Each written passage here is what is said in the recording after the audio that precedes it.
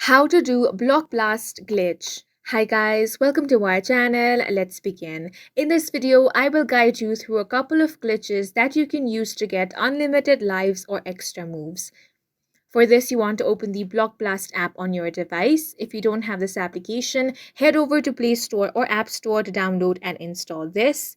Now, the first thing we have is Unlimited lives or extra moves glitch. Here's how it works. If you're running low on lives or moves, go ahead and close the game completely.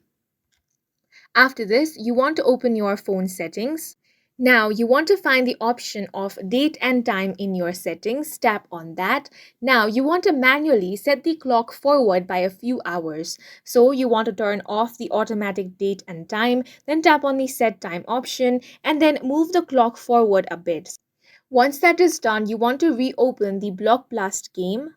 Now, the game will interpret this as time passing and may refill your lives or moves, letting you jump right back in without the wait. Now, there is a quick reminder for this. Once you're done, don't forget to reset your device's time to the current time to avoid any issues with other apps on your phone. And keep in mind that glitches like this can be patched in updates, and using them repeatedly may pose some risk to your account.